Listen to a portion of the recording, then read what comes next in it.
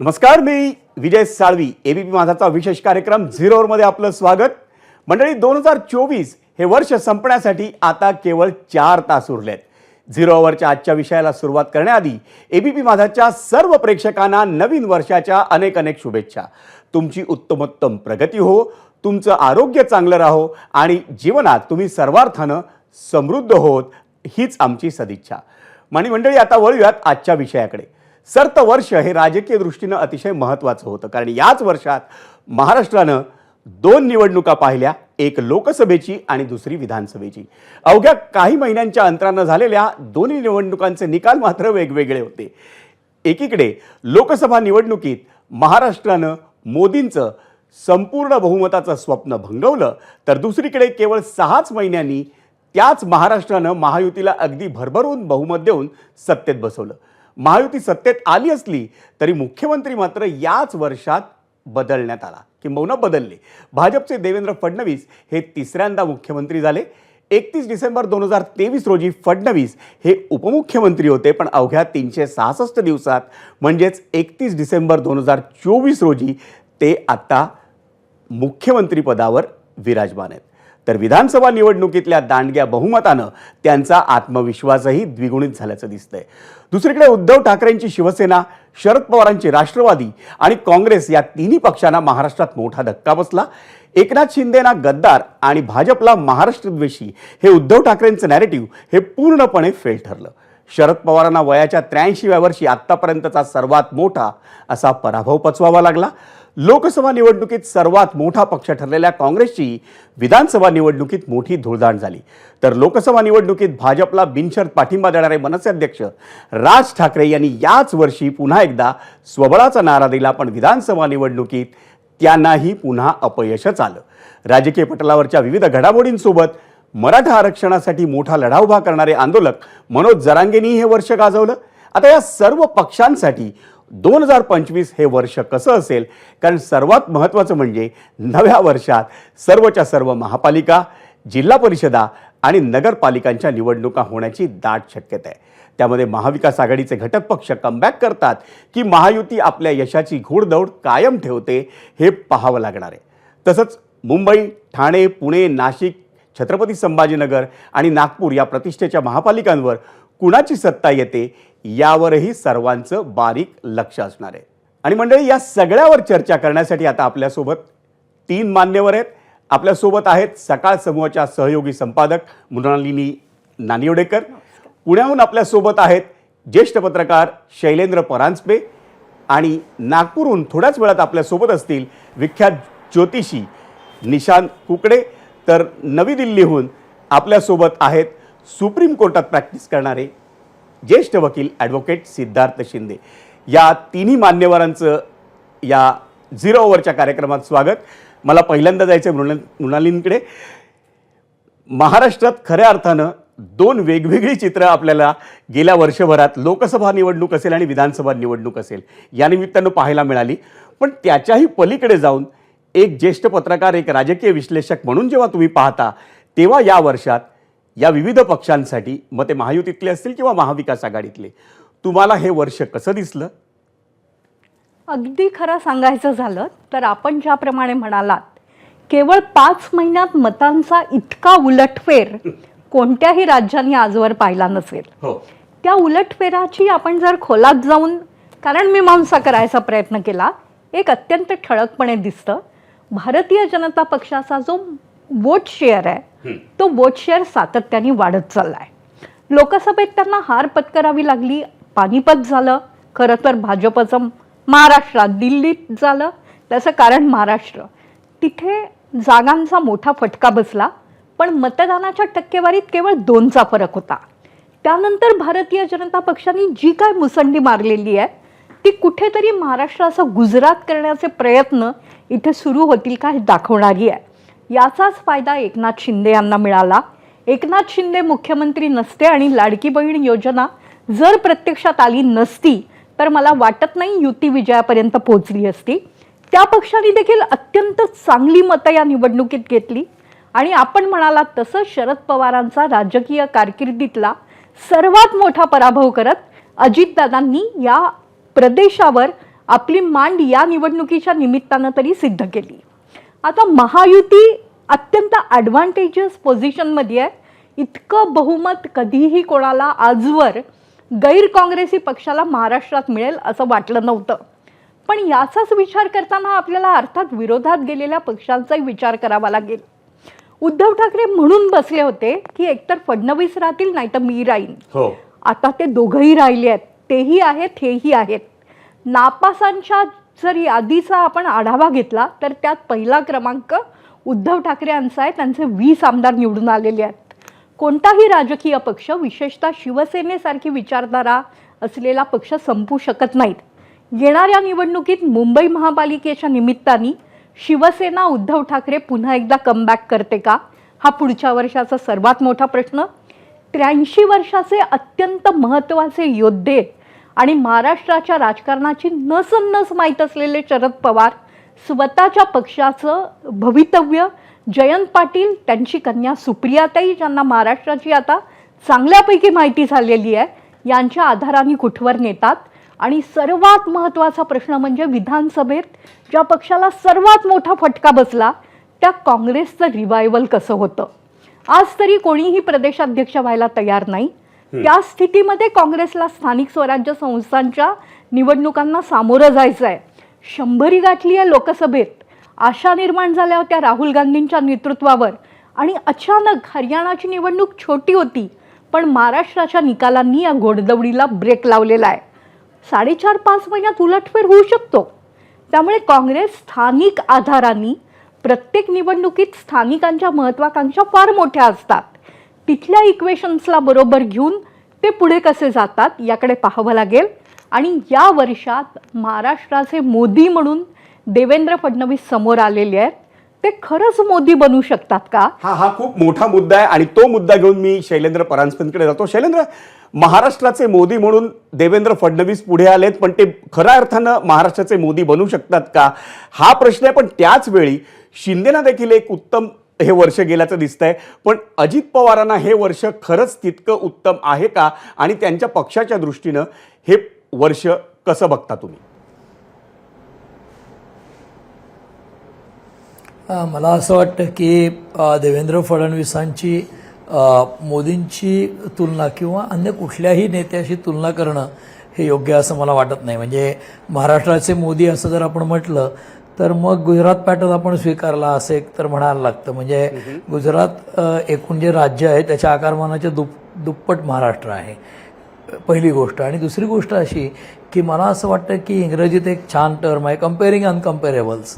म्हणजे देवेंद्र फडणवीस आत्ता, म्हणजे देवेंद्र फडणवीस 3.0 असं ते इंग्रजीत म्हणतात.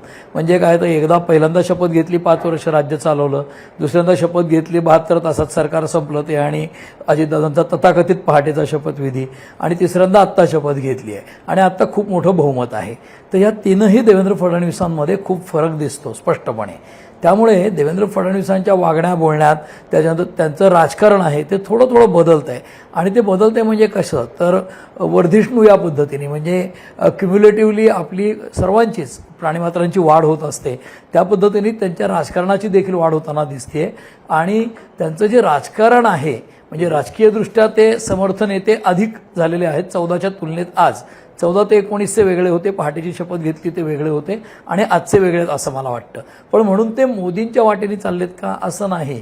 मला असं वाटतंय की ते मोदींच्या काही गोष्टी घेतात, शरद पवारांच्याही काही गोष्टी घेतात, अनेक नेत्यांच्या अनेक गोष्टी ते घेतात. आणि दुसरी गोष्ट अशी की भारतीय जनता पक्षाने गेल्या काही काळामध्ये जसं कर्नाटकमध्ये काँग्रेस की गॅरंटी तो शब्द उचलून मोदी की गॅरंटी केला, तसंच महाराष्ट्रामध्ये फडणवीसांनी 14 साली शपथ घेतल्यानंतर पृथ्वीराज चव्हाणांनी महाराष्ट्रात सुरू केलेलं जलयुक्त गाव अभियानाचं नाव बदलून जलयुक्त शिवार अभियान केलं. म्हणजे ते पश्चिम महाराष्ट्रातल्या 5 जिल्ह्यांपुरतं केलं होतं पृथ्वीराज चव्हाणांनी, आणि त्याच्यामध्ये जलसंधारणाची कामं केली होती जलयुक्त गाव अभियानात. त्याचं नाव बदलून फडणवीसांनी तो फ्लॅगशिप प्रोग्राम करून जलयुक्त शिवार अभियान केला. त्यामुळे फडणवीसांचं भवितव्य चांगलं आहे का, त्यांना आत्ता बहुमत मिळालं आहे, त्यांच्या मागे भारतीय जनता पक्ष आहे. आणि स्वतः फडणवीसांनी आत्ता अलीकडच्या मुलाखतीत सांगितलं की अकेला देवेंद्र क्या करेगा असं सुप्रियाताई म्हणाल्या होत्या. आणि वर फडणवीसांनी त्याचं उत्तर देताना सांगितलं बरोबर आहे, अकेला देवेंद्र क्या करेगा, माझी काही अवकात नाही असा शब्द फडणवीसांनी वापरला. देवेंद्र फडणवीस याची व्यक्तिगत काही अवकात नाही, पण त्याच्या मागे जेव्हा मोदी शहांसारखं नेतृत्व असतं, त्याच्या मागे ज्यावेळेला भारतीय जनता पक्षासारखा मोठा पक्ष असतो, त्यावेळेला तो काय करू शकतो हे आता मी दाखवलं आहे, असं ते म्हणालेत एका प्रकारे. आणि दुसरी गोष्ट अशी की देवेंद्र फडणवीसांकडे ज्या प्रकारे इन्फ्रास्ट्रक्चर मॅन, विकास पुरुष या पद्धतीने पाहिलं जातं, आज त्यांचं वय त्यांच्या बाजूला आहे.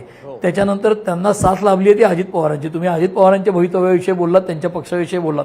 मला असं वाटतं की लोकसभा निवडणुकीच्या वेळेला मी ज्या काही वाहिन्यांवर बोललो होतो मोजक्या, त्याच्यामध्ये मी हे बोललो होतो की लोकसभेला अजित पवारांना तितकंसं यश मिळणार नाही, परंतु त्यांना विधानसभेला नक्की यश मिळेल. आणि हे त्यांनी सिद्ध केलं आहे. कारण अजित पवार हे मूलतः विधानसभेचेच प्लेयर आहेत, स्थानिक राजकारणाचे प्लेयर आहेत, ते काही लोकसभेचे प्लेयर नाहीत. आत्ता ते दिल्लीमध्ये काही जागा लढवतील, पक्ष मोठा करण्याचा प्रयत्न करतील, पण मूलतः ते राज्यातले नेते आहेत. एकनाथ शिंदेंची प्रतिमा मुख्यमंत्री असताना सुधारली. लाडकी बहीणचं श्रेय म्हणजे त्यांचा चेहरा वापरूनच निवडणुकीला सामोरे गेले होते आणि त्यांना मुख्यमंत्री केलं म्हणूनच यश मिळालं, ही पण वस्तुस्थिती आहे. पण आज भारतीय जनता पक्ष मोठा पक्ष आणि त्यांचे मुख्यमंत्री झालेत फडणवीस. त्यामुळे हे तिघं मिळून जे कॉम्बिनेशन आहे ना, ते अतिशय लेथल असं कॉम्बिनेशन आहे. म्हणजे अजित पवार आणि फडणवीस हे डायनामिकली काम करणारे, प्रशासनावर पकड असणारे, आणि एकनाथ शिंदे हे एकीकडे पॉप्युलर फेस मराठा समाजातला. कारण अजित पवार हे मराठा फेस म्हणून तितके जनतेला माहीत नाही. त्यांची भूमिका जसं त्यांनी आता नवाब मलिकांना उमेदवारी देतानाही की कटेंगे पटेंगे चालणार नाही महाराष्ट्रात अशा पद्धतीची भूमिका घेतली होती, त्याचाही फायदा कुठेतरी महायुतीला झालेला आहे. त्याच्याचबरोबर एकनाथ शिंदे हे मराठा आहेत आणि अजित पवार देखील मराठा आहेत. पण एकनाथ शिंदेंचा लाडकी बहीण योजनेला पैसे जे आहेत ते एकनाथ शिंदेने दिले, ही धारणा जनमानसात होती आणि त्याचाही फायदा महायुतीला झालेला आहे. त्यामुळे एकनाथ शिंदेंचाही पक्ष बळकट झाला आहे, अजित पवारांचाही झाला आहे आणि फडणवीसांचाही झाला आहे. आणि हे तिघही प्लेयर हे स्थानिक प्लेयर. म्हणजे एकनाथ शिंदे तर ठाण्याच्या पलीकडे महाराष्ट्राचे नेते नव्हते. तुमच्याकडे पुन्हा येऊया, मला जायचंय सिद्धार्थ शिंदेकडे. सिद्धार्थजी, 2019 आणि 2022 या 2 वर्षांनी महाराष्ट्रातलं राजकारण हे दिल्लीत पोहोचलं, किंबहुना सर्वोच्च न्यायालयात 2 पक्षांच्या सुनावण्या उभ्या राहिल्यात आणि अजूनही त्याचा खऱ्या अर्थानं निकाल लागलेला नाही. पण जनतेच्या न्यायालयात जो निकाल आलाय त्या पार्श्वभूमीवर तुम्ही काय सांगाल? बघा विजयजी, 2019 मध्ये जो सकाळचा किंवा पहाटेचा जे काही लोक म्हणतात जो शपथविधी झाला, त्याच्यानंतर पण मॅटर सुप्रीम कोर्टात पोहोचलं होतं. पण त्यावेळेस जस्टिस रमन्नांनी सांगितलं होतं की व्हिडिओग्राफी घ्या, सगळं हे करा. त्यामुळे तो अटेम्प्ट काही कारणास्तव तो फेल झाला. पण जो 2022 मध्ये जे झालं, जे काही लोक निघून गेले वगैरे, त्याच्यानंतर सुप्रीम कोर्टाचा रोल आला त्याच्यात. आणि सुप्रीम कोर्टाने काही लोकांचं म्हणणं आहे की थोडा जो वेळ वाढवून दिला, जेव्हा नरहरी झिरवळांनी वेळ दिला होता या आमदारांना की तुम्ही तुमचं रिप्लाय 1-2 दिवसात द्या, तर तो वेळ सुप्रीम कोर्टाने इनडायरेक्टली डायरेक्टली म्हणा वेकेशन बेंचनी वाढवला आणि त्यातच हा सगळा जो काय पुढचा प्रकार झाला तो घडला, असं लोकांची धारणा आहे. लोकधारणा बऱ्यापैकी लोकांची आहे. त्याच्यानंतर ते सगळं प्रोसेस सुरू झालं 2022 मध्ये सुप्रीम कोर्ट इलेक्शन कमिशनकडे. मग 2023 फेब्रुवारीमध्ये इलेक्शन कमिशननी शिवसेनेच्या बाबतीचा निर्णय दिला, पक्ष आणि चिन्हाच्या बाबतीचा. तो इलेक्शन कमिशननी त्यांचे ते कारण दिले, ट्रिपल टेस्ट वगैरे, आणि तो मग सुप्रीम कोर्टात मॅटर आलं. स्थगिती मिळाली नाही, पण उद्धव ठाकरेंना सांगण्यात आलं की तुम्ही मशाले चिन्ह आम्ही आमचा निकाल देईपर्यंत तुम्ही वापरू शकता. पण तो निकाल सुप्रीम कोर्टाने जो फेब्रुवारी 2023 पासून मॅटर पेंडिंग आहे, आता 31 डिसेंबर आज आहे 24, तरीही तो निकाल काय आलेला नाहीये.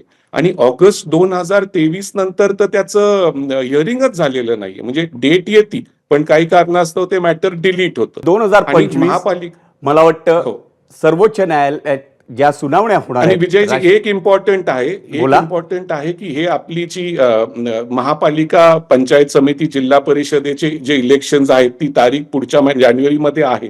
त्याच्यात त्या तारखेला किंवा त्याच्या पुढच्या एखाद्या तारखेला माझ्या मते मार्च एप्रिल किंवा फार तर फार 10 मेच्या आत ह्या सगळ्या लोकल सेल्फ गव्हर्नमेंटच्या निवडणुका महाराष्ट्रात होतील.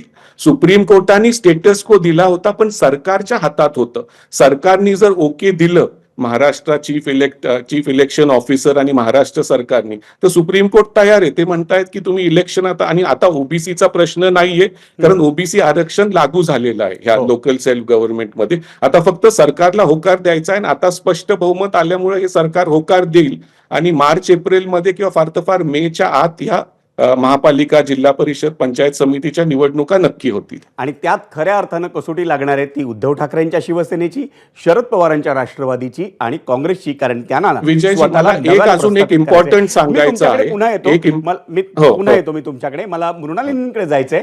कारण शैलेंद्रनी बोलता बोलता एक मुद्दा उपस्थित केला होता, तो म्हणजे अजित पवारांनी पण स्वतःला एस्टॅब्लिश केलंय. पण त्याच अजित पवारांसमोर 2024नं 2 मोठी आव्हानं दिली आहेत. एक आहे छगन भुजबळ आणि दुसरं आहे धनंजय मुंडे, ज्यांच्यावरती आत्ता बीडच्या प्रकरणात, मसाजोगच्या सरपंचांच्या हत्या प्रकरणात आरोप होत आहेत. अगदी चांगला प्रश्न आहे आणि अतिशय महत्त्वाचा आहे. खरं तर शरद पवार असेल, अजितदादा पवार असतील, राष्ट्रवादीचं संपूर्ण राजकारण हे मराठा ओरिएंटेड आहे असं बोललं जायचं. माझं एक अत्यंत प्रामाणिक मत आहे की या विधानसभेच्या निकालांनी पुरोगामी महाराष्ट्रावर जो जातीयवादाचा ठपका बसला होता तो काहीसा दूर केला या निकालांनी. तरी देखील राजकारणाचं वास्तव हे जातीतच अडकलेलं असतं. त्यामुळे या राष्ट्रवादी काँग्रेसनी आपल्यावरचा मराठा हा शिक्का काहीसा पुसट करण्यासाठी कायम ओबीसी नेतृत्वाला पुढे आणलं आणि त्यासाठी छगन भुजबळ त्यांनी चेहरा म्हणून सातत्याने वापरला. अजितदादांनी काकांचा हा निर्णय मागे टाकून छगन भुजबळांना मंत्रिमंडळातनंच का वगळलं आणि देवेंद्र फडणवीसांनी त्याला त्यावेळी मान्यता कशी काय दिली हा खूप मोठा प्रश्न आहे. काही लोक मंत्रिमंडळात बाहेर असताना जे काय वादळ निर्माण करतात त्यापेक्षा ते आत असलेले बरे असतात. अजितदादांनी तो मार्ग पत्करला नाही याचं कारण त्यांचा कुठेतरी भुजबळांमुळे झालेला अपमान, म्हणजे त्यांना उपमुख्यमंत्रीपद मिळालं नाही आणि भुजबळांना मिळालं, याचा कुठेतरी राग त्यांच्या मनात आहे का? अर्थात राग मनात ठेवून कोणताही मोठा राजकारणी पुढे जाऊ शकत नसतो, अजितदादांना तेवढं कळतं. त्यामुळे त्यांना ओबीसी राजकारणाची नवीन मांडणी धनंजय मुंडे यांना बरोबर घेऊन करायची होती का हा एक प्रश्न आहे.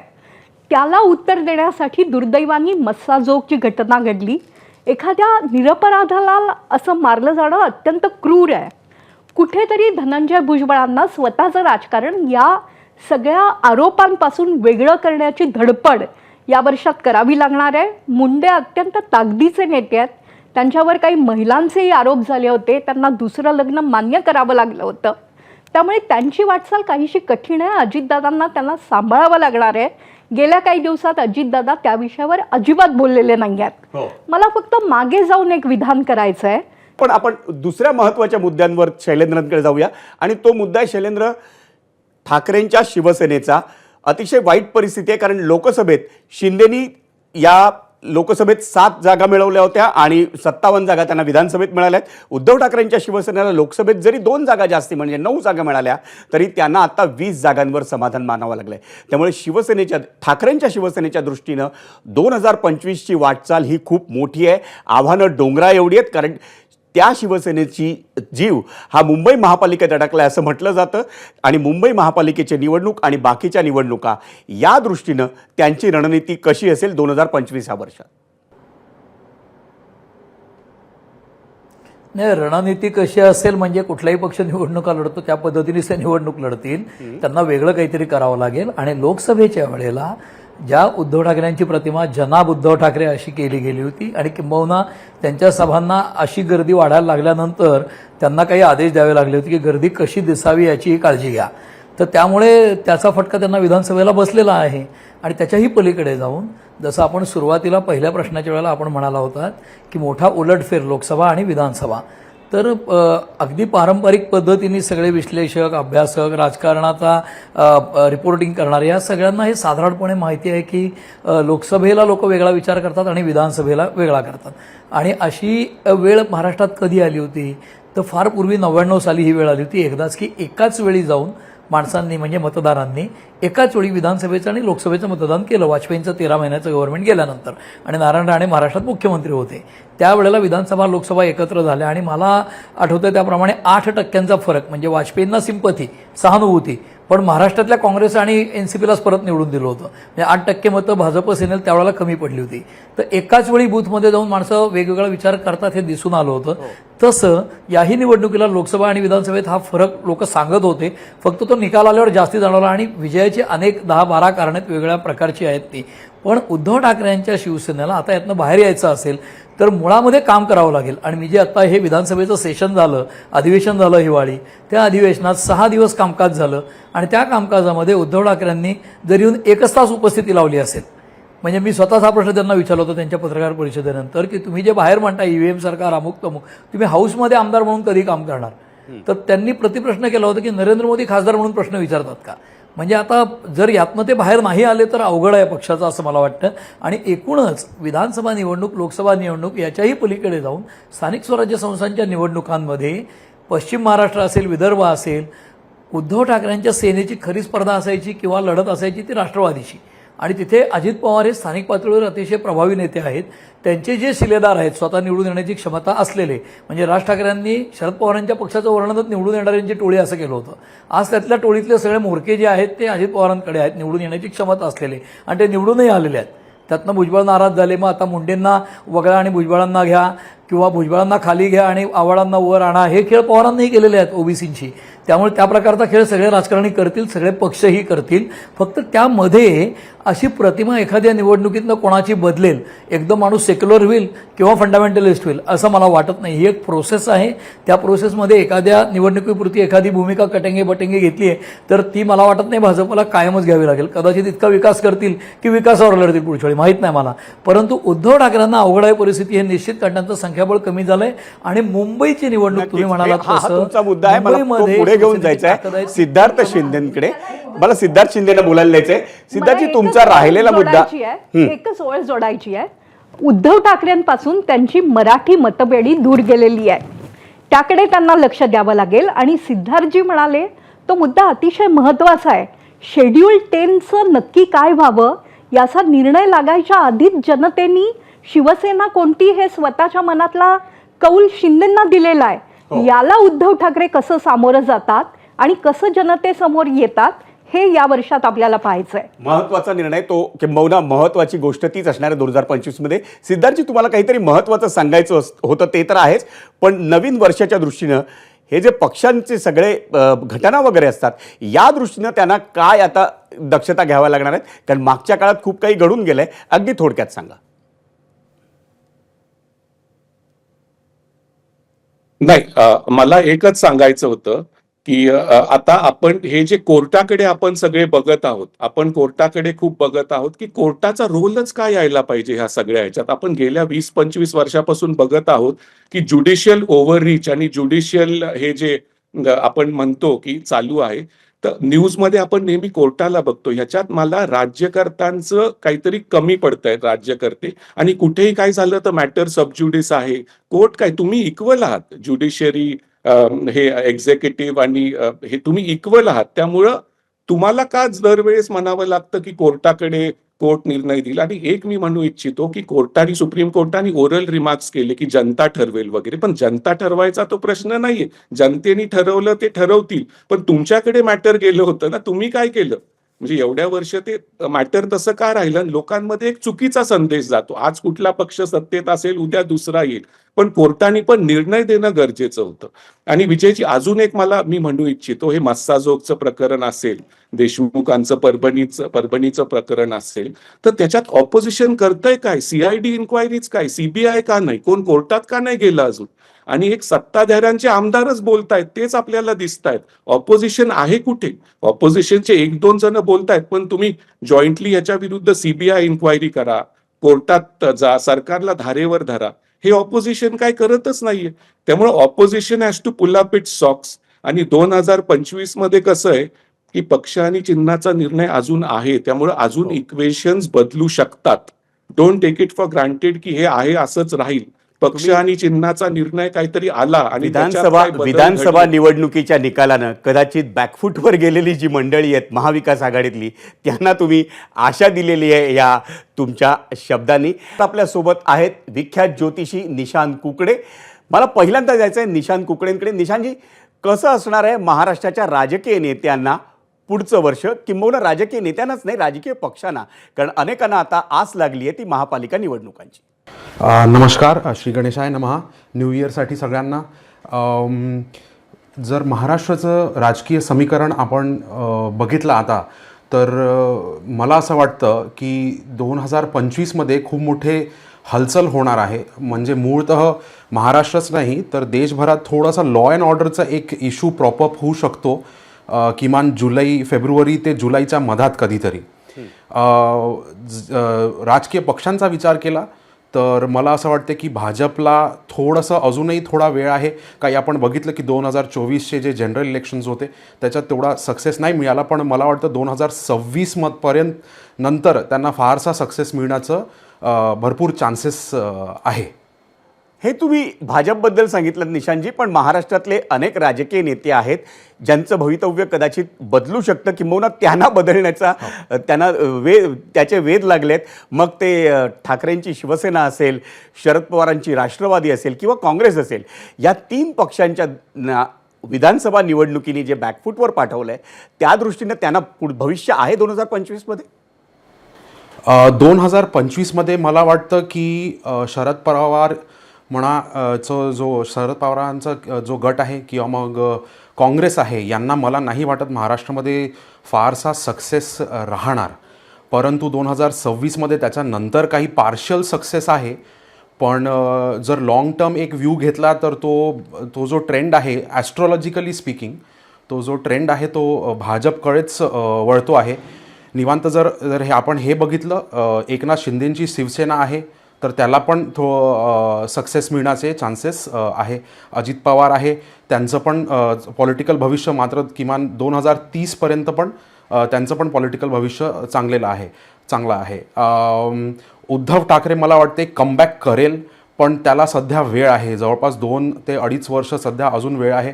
त्यांना ॲस्ट्रॉलॉजिकली स्पीकिंग त्यांना ग्राउंड लेवलवर जाऊन अगदी बूथ लेवलवर त्यांना पर्सनली अटेन्शन पे केलं त्यांनी 2-2.5 वर्ष आणि फाउंडेशन बिल्डअप केलं तर तिथे सक्सेस आहे. अदरवाईज इट इज म्हणजे थोडंसं डिफिकल्ट आहे त्यांच्यासाठी. मला वाटतं एका ज्योतिषानं देखील जे सांगितलं आहे ना ते मला वाटतं ते प्रॅक्टिकली पण तितकंच खरं आहे, कारण उद्धव ठाकरेंची संघटना मजबूत होणं त्यांच्या दृष्टीनं फार महत्त्वाचं आहे मृणालिनी.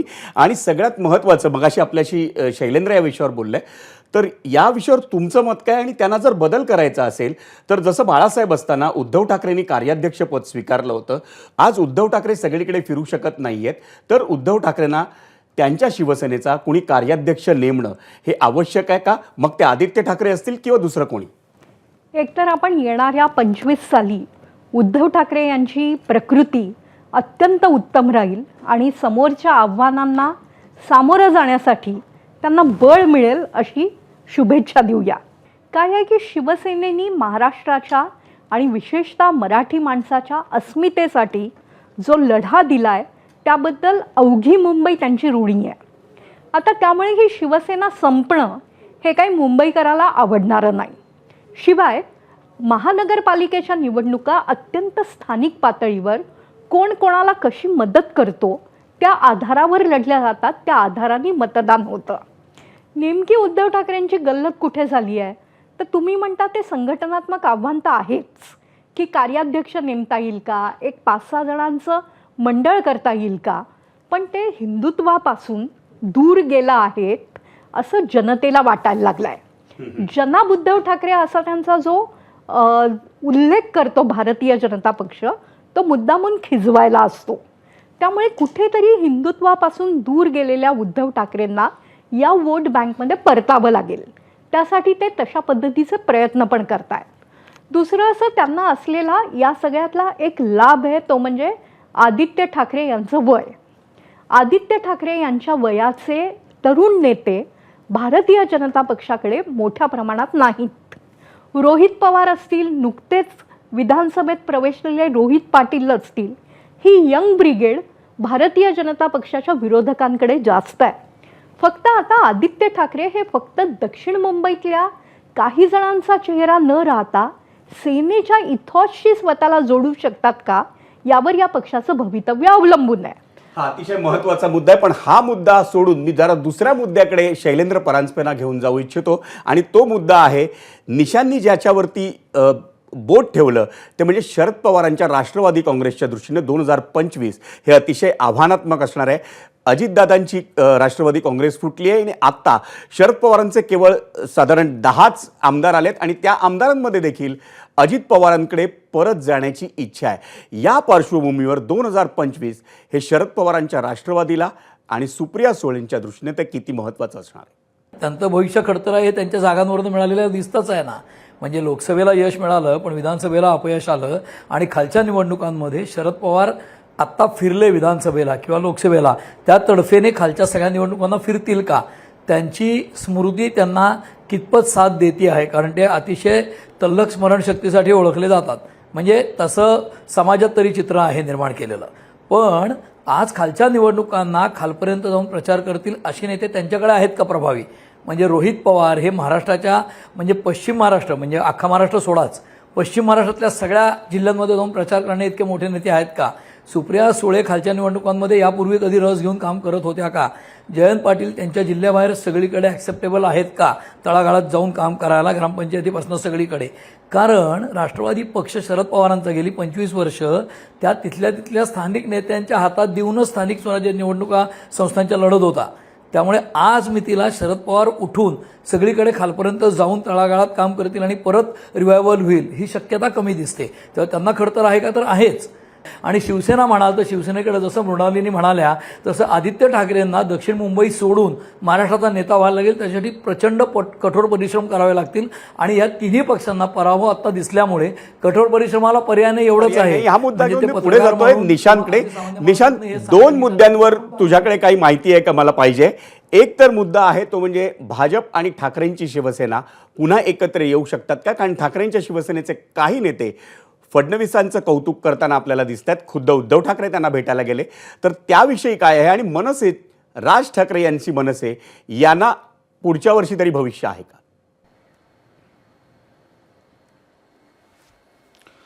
राज ठाकरेंची जी मनसे आहे त्यांना सध्या तर भविष्य 2028-29 पर्यंत फारसा नाही आहे. मला वाटतं की 2028-29 नंतर एक रिवायवल मोडमध्ये जाईल मनसे आणि होऊ शकते तिथे एक चेंज ऑफ लीडरशिप पण येऊ शकतं तिथे. म्हणजे ही माईट राज ठाकरे विचार करू शकतात की एक बॅकफूट घेऊन दुसऱ्या कोणाला हँडओव्हर करायचं आणि मग आपण फक्त मात्र स्ट्रॅटर्जीवर काम करायचं, एक्झिक्युशनवर नाही. तर इट इज म्हणजे हे शक्यता आहे. उद्धव ठाकरेंची जी शिवसेना आहे, जसं मी म्हणालो आधी की ते 2028 नंतर पुन्हा एक जंप मारू शकतो आणि होऊ शकते की ते पुन्हा एकदा सत्तामध्ये येईल. 2028 नंतर चांगले योग आहे उद्धवजींचे. मृणालिनी, निशांत काय म्हणाले आपण ऐकलंय. 2028 पर्यंत या पक्षांना जेव्हा वाट बघायला लागते राजकारणात, हे किती शक्य होऊ शकतं? कारण 2028 म्हणजे अजून साधारण 3-1 वर्षाचा आहे आणि 3-1 वर्षाची प्रतीक्षा ही राजकारणात खूप मोठी आहे. माझा गणपती दूध पित नाही असं मनोहर जोशी म्हणाले होते.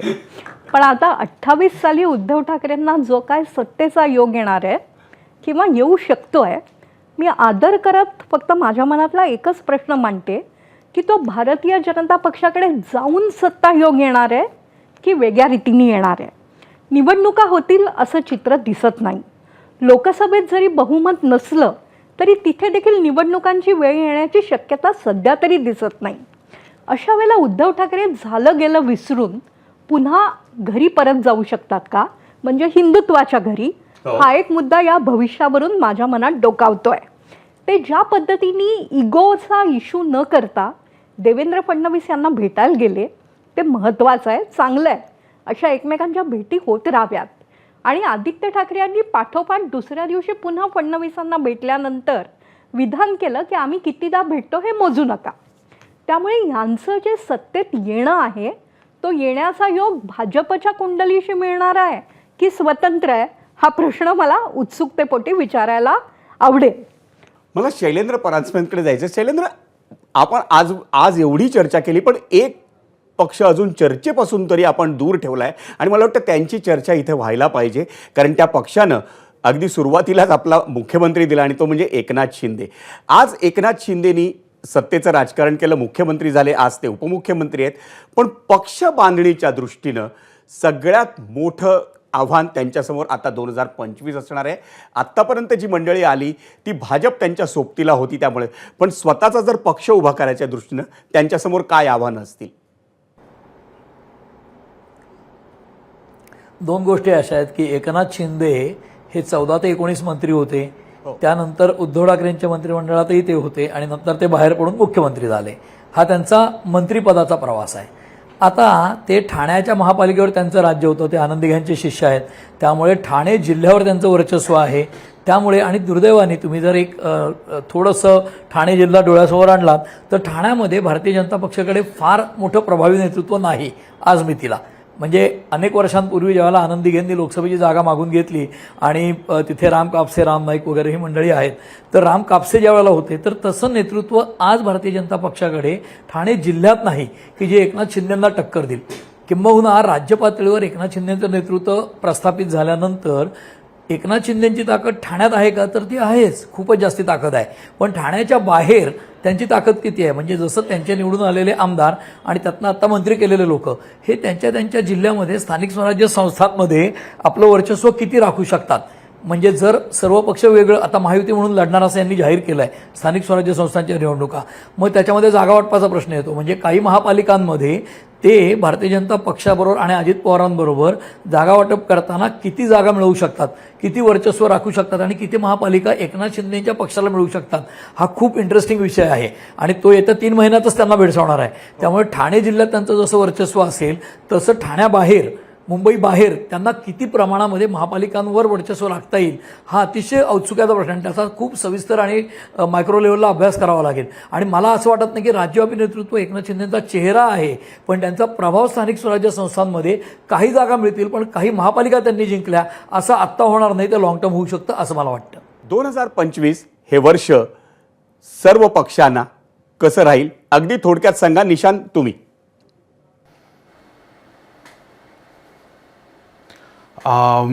सर्व पक्षांना एक लॉ अँड ऑर्डरचा मोठा चॅलेंज आहे, मग तो पक्ष कोणताही असो. भाजपसाठी हा पक्ष मला वाटते अबव ॲव्हरेज राहील. काँग्रेससाठी महाराष्ट्राच्या दृष्टिकोनाने चांगला नाही, मला नाही वाटत की हा चांगला राहील. एकनाथ शिंदे आणि अजित पवार यांच्यासाठी पण ॲव्हरेज आणि अबव ॲव्हरेज राहील. जी शरद पवारांचा गट आहे मला वाटतं तो कुठेतरी एक डाऊनफॉलवर आहे. मला वाटते की 2030च्या बियॉन्ड याचा सर्व्हायवल जो आहे तो माझ्यासाठी एक क्वेश्चन मार्क आहे. कुठे मला वाटते की त्यांना खूप मोठे फेरबदल करावे लागेल जर 2030 नंतर सर्व्हायवलचं विचार करायचा असेल तर. शैलेंद्र. हां, मला असं वाटतं की आत्ता जे पराभूत झालेली आघाडी आहे महाविकास आघाडी, त्यांच्या दृष्टीने येणारा काळ खडतर आहे 100%. त्यांना कठोर परिश्रम करावे लागतील. महायुती जी आहे ती आता ह्याच्यापेक्षा किती वाढणार ना, म्हणजे आता काय 100% जागा जिंकणार का, परंतु त्यांना परिश्रम जास्ती करावे लागतील. कारण त्यांचं जे यश आहे आमदारकीतलं, विधानसभेतलं, हे अपघाताने नाही प्रयत्नांनी आहे. ते प्रयत्न त्यांना कमी करून चालणार नाही, पण भवितव्य निश्चित आहे त्यांना चांगलं. आणि राज ठाकरेंच्या बाबतीत मगाशी तुम्ही म्हणालात त्यांना आत्ता महापालिका निवडणुकीला सुद्धा कदाचित थोडंफार यश मिळेल, कारण त्यांच्यामुळे 10 जागा पडलेल्या आहेत एकनाथ शिंदेच्या, हे आपण लक्षात घेतलं पाहिजे. तेव्हा त्यांनाही भविष्य चांगलं आहे असं मला वाटतं. मृणाली, तुम्ही. राज ठाकरेंपासून मी सुरुवात करते. राज ठाकरे वेळोवेळी जे काय बोलत असतात आणि जे काय करू शकले त्याचं ऑडिट देत असतात ते मला नागरिक म्हणून, मतदार म्हणून चांगलं वाटतं. त्यामुळे त्यांच्या पक्षाला थोडं का होईना यश मिळावं अशा माझ्या मनापासून त्यांना शुभेच्छा आहेत. दुसरं, आता पहिल्यांदा महाविकास आघाडीवर बोललं पाहिजे की ज्या काँग्रेसला नेतृत्व कोणाचं द्यावं हेच समजत नाही आहे, किंबहुना कोणीही नेता काँग्रेसमधला प्रदेशाध्यक्ष व्हायला तयारच नाही आहे, त्यांना भवितव्य खडतर असेल हे अगदी स्पष्ट आहे. आता महायुतीवर खरोखर शैलेंद्रजी म्हणतात ते बरोबर आहे की याहून आता अधिक जागा कशा मिळतील, पण काय असतं कोणत्याही युतीमध्ये आणि कोणत्याही कोएलिशन धर्मामध्येही एक अंतर्गत स्पर्धा असते. आता ती स्पर्धा कशी काय वाढत जाईल, भारतीय जनता पक्षाला छोटे पक्ष आपल्यात विलीन व्हावे किंवा आपण 100% व्हावं असं कायम वाटतं. त्यामुळेच महाराष्ट्रात जे काय घडलं ते घडलं आहे. त्यामुळे एकनाथ शिंदे यांचा प्रभाव भारतीय जनता पक्ष कमी करायचा प्रयत्न करतो का, किंवा शिंदेंचे जे मनसबदार आहेत ते स्वतः निवडून येत आहेत पण ते महापालिका, जिल्हा परिषदा निवडून आणू शकत आहेत का भाजप तिथे चंचू प्रवेश करतोय, याकडे लक्ष द्यावं लागेल. अजितदादांचा पक्ष हा सरदारांचा पक्ष आहे, तिथल्या तिथे भारतीय जनता पक्षाला शिरायला फार जागा आहे असं दिसत नाही. पण आपण जर पाहिलं की सातारा जिल्ह्यामध्ये भारतीय जनता पक्षाने आलेल्यांना मोठी मोठी खाती दिलेली आहेत. जयकुमार गोरे असतील आणि शिवेंद्रराजे भोसले असतील. त्यामुळे राष्ट्रवादीच्या आधिपत्याखालील प्रदेश देखील भारतीय जनता पक्ष स्वतःच्या कवेत आणायचा प्रयत्न करेल. हे वर्ष मी देवेंद्र फडणवीस यांना केंद्रस्थानी ठेवूनच बघणार.